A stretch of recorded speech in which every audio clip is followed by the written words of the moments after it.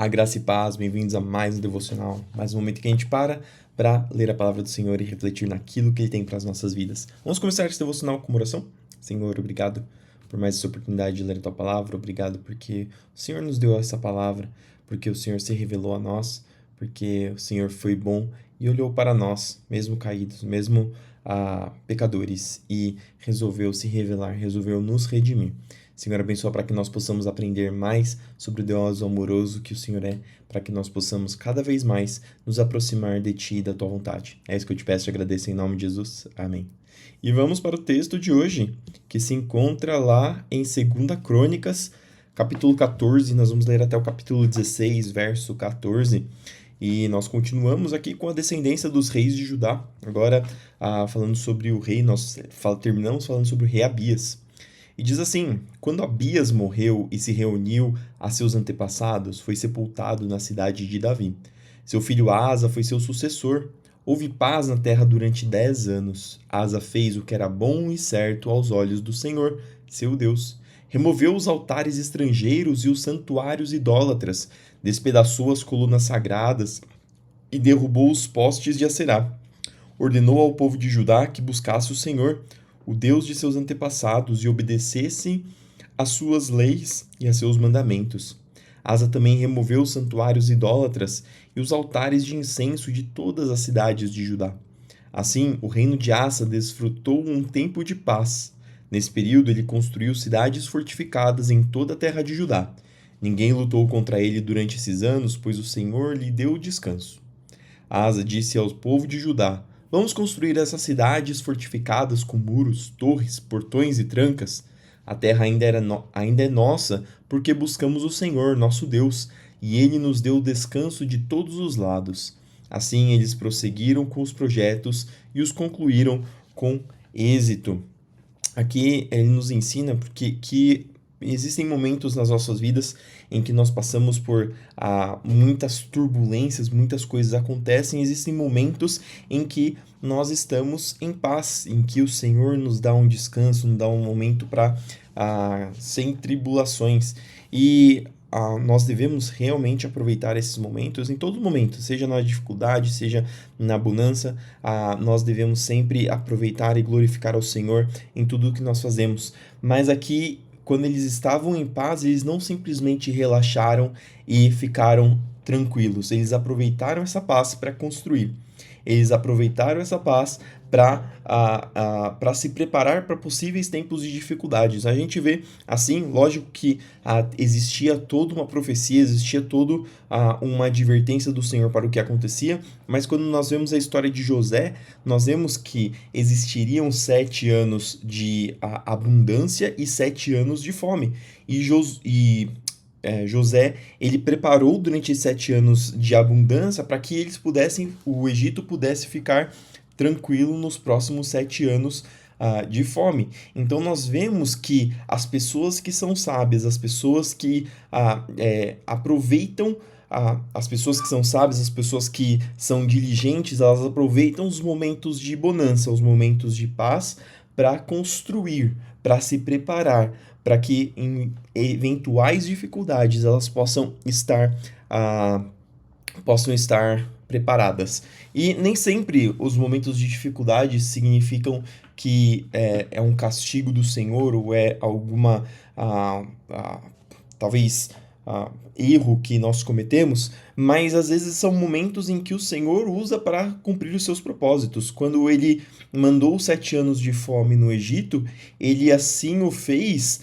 A Bíblia não explica todos os intentos do Senhor, mas uma coisa que nós aprendemos que aconteceu nesses momentos de fome foi que o povo de Deus, Israel, seus filhos, inclusive José, foram exaltados por conta da tanta capacidade administrativa de José, quanto todo o preparo e toda a provisão e a revelação que o Senhor deu para José, a estratégia que o Senhor deu para José. Então, toda a família de Israel foi para o Egito, receberam terras, receberam riquezas e acabaram prosperando na terra do Egito, isso antes deles se tornarem escravos, mas até então eles prosperaram muito na terra do Egito por conta desse período de seca, por esse período de fome. Então, às vezes, os momentos de dificuldade são momentos em que, às vezes, o Senhor está trabalhando em nossas vidas, trabalhando em nossos corações, trabalhando na vida de outras pessoas, para que Ele venha trazer coisas melhores para frente. Mas, lógico que a gente tem que lembrar que, nesse período, José trabalhou arduamente durante os 7 anos de abundância para construir e se preparar para enfrentar os momentos de dificuldade. E assim, Asa estava fazendo isso. Ele viu que estava em paz em todos as suas bordas, né? As bordas de Judá. E ele se preparou para construir muros, para se preparar para caso esse momento de paz acabasse. Verso 8. O rei Asa tinha um exército de 300.000 guerreiros da tribo de Judá, armados com escudos grandes e lanças. Também tinha um exército de 280.000 guerreiros da tribo de Benjamim, armados com escudos pequenos e arcos. Os 2 exércitos eram formados por homens valentes. Certa vez, um etíope, chamado Zerá, atacou Judá com um exército de 1 milhão de soldados e 300 carros de guerra. Avançaram até a cidade de Maressa, de modo que Asa saiu com seu exército para a batalha no vale ao norte de Maressa.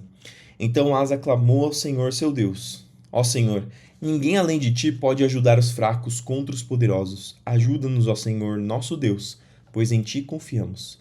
Em teu nome enfrentamos esse exército imenso.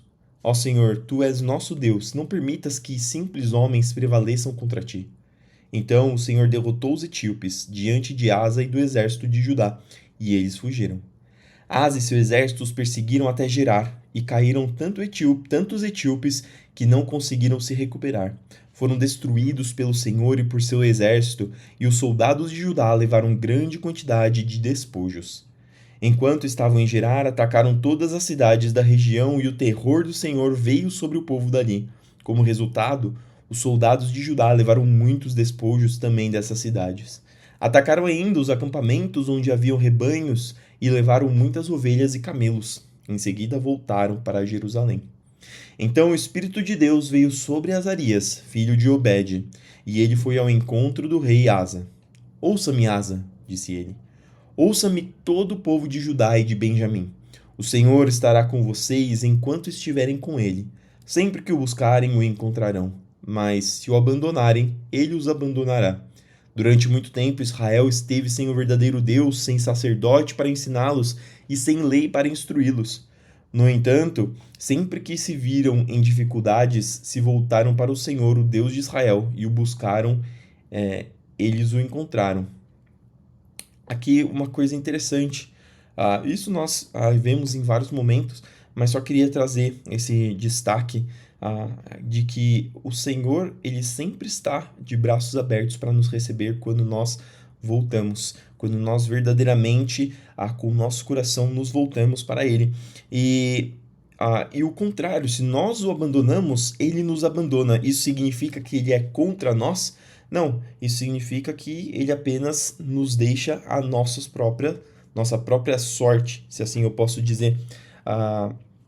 E tem algumas pessoas que acham que Deus deveria ficar atrás das pessoas, deveria ficar tentando, insistindo para fazer com que a pessoa volte. E existem algumas passagens na Bíblia que até diz que Jesus utiliza a parábola do pastor que deixa as 99 para ir atrás daquela ovelha que está perdida. Mas uma coisa interessante, que é a diferença da ovelha para o filho pródigo, é que a ovelha é um animal que ela tem uma visão muito limitada. Então, tanto que todo modo como as ovelhas se comportam é devido a essa limitação visual que a ovelha tem. A ovelha é um animal super manso, a ovelha é um animal que é, entretanto, até ingênuo, burro, talvez se pudesse se dizer.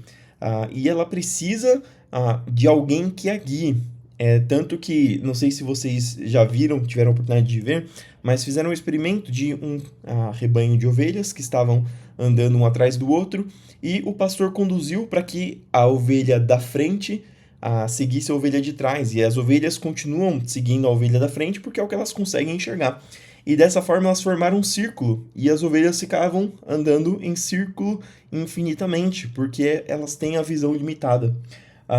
E para isso, quando uma ovelha se perde, dificilmente ela encontra o caminho de volta por conta dessa deficiência, ou dessa característica que a ovelha tem. Então é necessário que o pastor vá atrás da ovelha que se perde e que traga de volta para ele, para o rebanho. E aí, quando a gente compara que Deus, que o bom pastor vai atrás da ovelha, a gente tem que entender de que nós estamos falando de, se nós nos compararmos a ovelhas, estamos falando de uma pessoa que não tem visão do que é o evangelho, de uma pessoa que não tem conhecimento suficiente para discernir o que é de Deus, o que não é de Deus.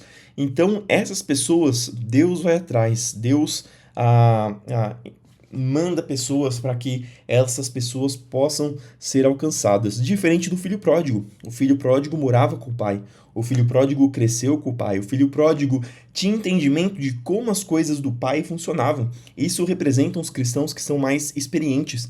E quando o filho pródigo decide abandonar o pai e viver a sua própria vida, o pai não foi atrás do filho. O pai, imagino que ele ficou triste pelo filho ter ido. Imagino que talvez aquele pai tenha orado para que o filho ficasse bem ou para que voltasse, mas o pai não foi atrás do filho, ele respeitou a decisão que o filho fez. E é basicamente isso que esses versículos estão dizendo. Aquele que tem o conhecimento, aquele que sabe o caminho de volta para casa, Deus não vai atrás. Deus pode até utilizar, nós não sabemos todos os planos do Senhor e para que, qual que é o plano dele para cada vida de cada um, de que maneiras que ele trabalha na vida de cada um para fazer a sua vontade, mas nós vemos na história do filho pródigo, e aqui mesmo, que o Senhor respeita a vontade daquele que decide se afastar de Deus. E Deus, da mesma forma, ele também se afasta. Não no sentido de que ele vira inimigo da pessoa, mas no sentido de que ele está na casa do Pai, de braços abertos, esperando aquele que verdadeiramente se arrepende para voltar para o Pai. Verso 5. Naquele tempo não era seguro viajar. Problemas afligiam os habitantes de todas as terras. Uma nação lutava contra outra e uma cidade contra outra, pois Deus os afligia com todo tipo de angústia. Quanto a vocês, porém, sejam fortes e corajosos, pois seu trabalho será recompensado. Quando Asa ouviu essa mensagem do profeta Azarias, encheu-se de coragem e removeu todos os ídolos repulsivos da terra de Judá e de Benjamim, e das cidades que ele havia capturado na região montanhosa de Efraim. Além disso, restaurou o altar do Senhor, que ficava na frente da sala de entrada do templo do Senhor. Depois, Asa reuniu todo o povo de Judá e de Benjamim, e também o povo de Efraim, de Manassés e de Simeão, que havia se estabelecido entre eles. Muita gente de Israel tinha se mudado para Judá no reinado de Asa, quando viu que o Senhor, seu Deus, estava com ele. Reuniram-se em Jerusalém no 3º mês do 15º ano do reinado de Asa. Naquele dia sacrificaram ao Senhor 700 bois e 7.000 ovelhas dos despojos que haviam tomado na batalha. Então fizeram um acordo de buscar o Senhor, o Deus de seus antepassados, de todo o coração e de toda a alma. Concordaram que qualquer um que não buscasse o Senhor, o Deus de Israel, deveria morrer, jovem ou idoso, homem ou mulher. Fizeram esse juramento de lealdade ao Senhor em alta voz, ao som de trombetas e clarins. Todo Judá se alegrou com esse acordo, pois fizeram de todo o coração. Buscaram o Senhor com sinceridade e o encontraram, e o Senhor lhes deu descanso de todos os lados. O rei Asa chegou a depor sua avó, Maaca, da posição de rainha-mãe, pois ela havia feito um poste obsceno para Deus Aserá. Derrubou esse poste obsceno, o quebrou e o queimou no vale de Cedron. Embora os santuários idólatras não tivessem sido removidos de Israel, o coração de Asa permaneceu inteiramente fiel durante toda a sua vida. Ele trouxe para o templo de Deus a prata, o ouro e os diversos utensílios que ele e seu pai haviam consagrado. Não houve mais guerra até o 35º ano do reinado de Asa. No 36º ano do reinado de Asa, Baasa, rei de Israel, invadiu Judá e fortificou o Ramá, a fim de impedir que qualquer um entrasse ou saísse do território de Asa, rei de Judá. Em resposta, Asa removeu a prata e o ouro dos tesouros do templo do Senhor e do palácio real. Enviou a prata e o ouro a Ben-Hadad, rei da Síria, que governava em Damasco, com a seguinte mensagem: Façamos um acordo, você e eu, como aquele que houve entre seu pai e o meu. Envio-lhe prata e ouro. Rompa seu acordo com Baasa, rei de Israel, para que ele me deixe em paz. Ben-Hadad aceitou a proposta do rei Asa e enviou os comandantes de seu exército para atacarem as cidades de Israel. Eles conquistaram Ijon, Dan, Abel, Bet-Maaca e todas as cidades de Naphtali, que serviam como centros de armazenamento. Quando Baasa, rei de Israel, soube o que havia acontecido, abandonou seu projeto de fortificar Ramá e parou todas as obras ali. Então o rei Asa ordenou os homens de Judá que levassem embora as pedras e a madeira usada por Baasa para fortificar Ramá. Asa empregou esses materiais para fortificar as cidades de Geba e Mispá. Por esse tempo, o vidente Hanani foi a Asa, rei de Judá, e lhe disse: Uma vez que você confiou no rei da Síria em vez de confiar no Senhor, seu Deus, perdeu a oportunidade de destruir o exército do rei da Síria. Você não se lembra do que aconteceu aos etíopes, aos líbios e a seu exército enorme com todos os seus carros de guerra e cavaleiros? Naquela ocasião você confiou no Senhor e ele os entregou em suas mãos. Os olhos do Senhor passam por toda a terra para mostrar sua força àqueles cujo coração é inteiramente dedicado a ele. Novamente, o Senhor aqui, o profeta falando sobre o coração daqueles que são inteiramente dedicados a Deus. E o que acontece com esses? Como você foi tolo, de agora em diante haverá guerras contra você. Asa se irou tanto com o vidente por lhe ter dito isso que mandou prendê-lo e colocá-lo no tronco. Nessa época, Asa também começou a oprimir duramente alguns do povo. Os demais acontecimentos do reinado de Asa, do início ao fim, estão registrados no livro dos reis de Judá e de Israel. No 39º ano de seu reinado, Asa foi atacado por uma doença nos pés. Embora a doença fosse muito grave, ele não buscou a ajuda do Senhor, mas só dos médicos. Então, no 41º ano de seu reinado, morreu e se reuniu a seus antepassados. Olha só, esse texto aqui, só para a gente não ficar com dúvida, aqui ele não está contraindicando buscar o auxílio dos médicos. Nós cremos que os médicos, as pessoas profissionais, eles foram capacitados por Deus para cumprir um trabalho específico aqui na Terra, deu conhecimento para que eles pudessem ajudar as pessoas a se recuperarem. O problema aqui foi que ele buscou só a ajuda dos médicos e não buscou a ajuda do Senhor. Mas ele não condena buscar a ajuda dos médicos. Então, para algumas pessoas que às vezes descartam recursos que o Senhor deixou para nós, para que nós pudéssemos restabelecer a nossa saúde, conhecimento dos médicos, conhecimento de farmacêuticos, conhecimento sobre remédios, mas a gente não pode esquecer de buscar ao Senhor. Então, são duas frentes aí que nós devemos nunca nos esquecer. Buscar a ajuda do Senhor, seja para restabelecer a saúde. No final de todo devocional, a gente faz uma oração pelos doentes, por aqueles que estão enfermos. Espero que se você esteja doente, que você esteja enfermo, que Deus atue aí na sua vida para que Ele possa restabelecer, mas que você também tome cuidado com a sua saúde, não deixe de tomar os remédios que você foi receitado, de que você continue buscando a ajuda profissional que foi deixada por Deus para que pudesse servir aos seus filhos aqui nessa terra. Então, no 41º ano de seu reinado, morreu e se reuniu a seus antepassados.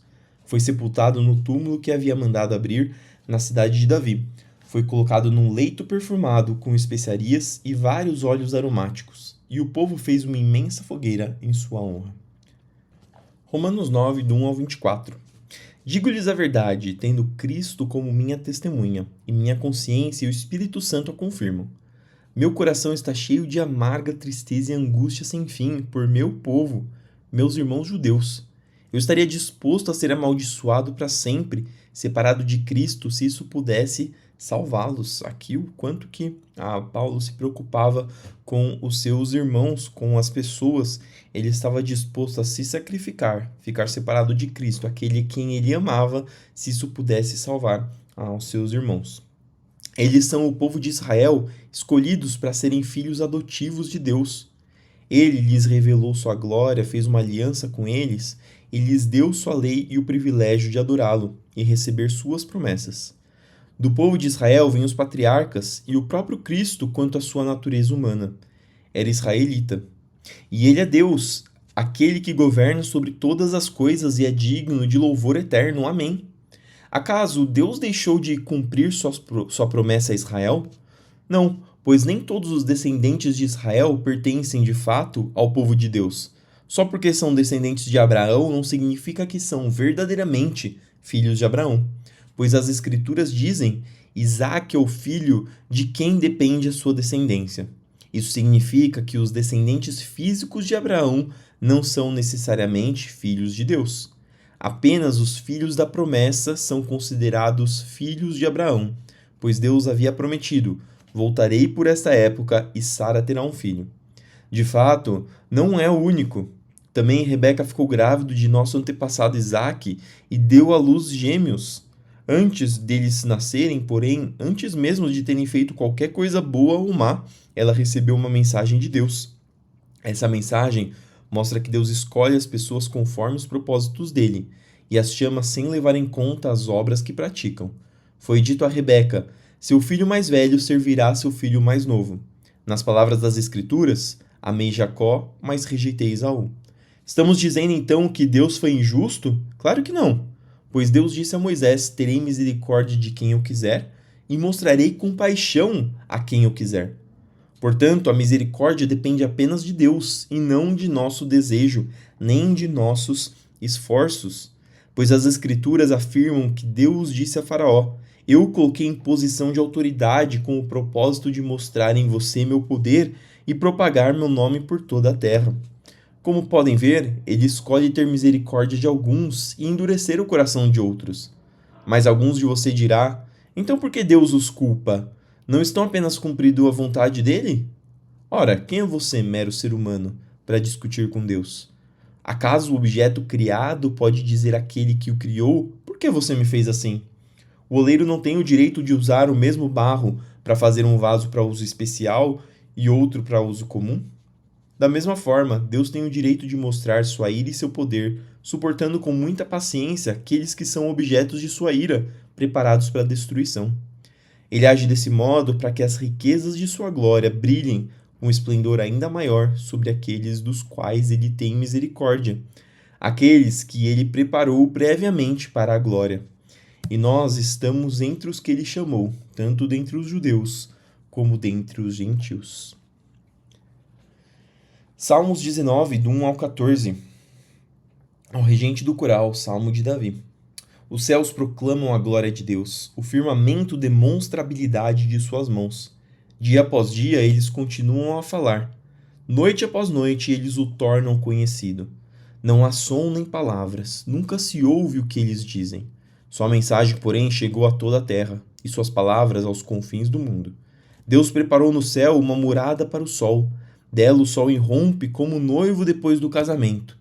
Alegra-se como o valente guerreiro em seu caminho. O sol nasce numa extremidade do céu e realiza seu trajeto até a outra extremidade. Nada pode se esconder do seu calor. A lei do Senhor é perfeita e revigora a alma. Os decretos do Senhor são dignos de confiança e dão sabedoria aos ingênuos. Os preceitos do Senhor são justos e alegram o coração. Os mandamentos do Senhor são límpidos e iluminam a vida. O temor do Senhor é puro e dura para sempre. As instruções do Senhor são verdadeiras e todas elas são corretas. São mais desejáveis que o ouro, mesmo o ouro puro. São mais doces que o mel, mesmo o mel que goteja do favo. São uma advertência para teu servo, grande recompensa para quem os cumpre. Quem é capaz de distinguir os próprios erros? Absolve-me das faltas que me são ocultas. Livra teu servo dos pecados intencionais. Não permita que me controlem, então serei inculpável e inocente de grande pecado. Aqui o próprio salmista pedindo para que o Senhor livre do pecado, para que livre daquilo que o controle, do pecado que o controle. Que as palavras da minha boca e a meditação do meu coração sejam agradáveis a ti, Senhor, minha rocha, meu redentor. E por fim, Provérbios 20, 1. O vinho produz zombadores, o álcool leva a brigas. Quem é dominado pela bebida não é sábio. E essas foram as palavras de hoje. Espero que elas entrem no seu coração, que façam morada, que tragam edificação para a sua vida. Vamos terminar com uma oração? Senhor, obrigado por mais essa oportunidade de ler a tua palavra, de aprender um pouco mais de ti. Abençoa para que seu Espírito complemente aquilo que nós lemos, para que nós possamos cada dia mais aprender e entender o que o Senhor tem para as nossas vidas, para que essas palavras falem em nossos corações agora e mais para frente. Senhor, abençoa o nosso dia para que seja um dia de glória, para que seja um dia de vitória. Abençoa aqueles que vão trabalhar, aqueles que vão estudar, aqueles que vão fazer seus afazeres, aqueles que vão descansar, para que o Senhor esteja com nós, independente daquilo que fizermos, e para que o Senhor nos dê vitória, para que as nossas ações venham glorificar o teu nome. Abençoa aqueles que estão doentes, para que venham se recuperar, seja nos hospitais, seja em suas casas, para que o Senhor venha trazer refrigério, para que o Senhor venha trazer cura, seja na carne, seja na mente, seja no espírito. Senhor, nos dê sustento, nos dê o pão nosso de cada dia, para que nós possamos continuar andando nessa terra, Senhor, com recursos suficientes para expandir o teu reino e para que nós possamos glorificar o teu nome com os nossos recursos. Senhor, abençoa para que possamos continuar lutando contra o pecado, para que nós possamos nos aproximar cada dia mais. Nos dê sabedoria, nos dê disciplina, nos dê força de vontade, assim como o salmista pediu. Ajude-nos a lutar contra os nossos pecados. Senhor, é isso que eu te peço e te agradeço em nome de Jesus. Amém. Que Deus te abençoe, que o seu dia seja fantástico, que Deus faça prosperar, que Deus te abençoe em tudo que você fizer. Não esqueça de que nossas atitudes têm que glorificar o nome do Senhor, que nós somos a Bíblia que muitos do mundo lerão. Tive um testemunho muito bonito esses dias sobre a vida da pessoa que causou impacto e o impacto de eternidade, porque o que nós fazemos, o que nós falamos de Deus para as pessoas não é simplesmente um impacto terreno, mas pode significar um impacto para a eternidade. Pessoa que recebe o Senhor começa a ser cordeiro com Deus, acaba se tornando filho adotivo, nós lemos também isso hoje, e desfruta da eternidade ao lado do Senhor. Fique com Deus e até amanhã para mais um devocional.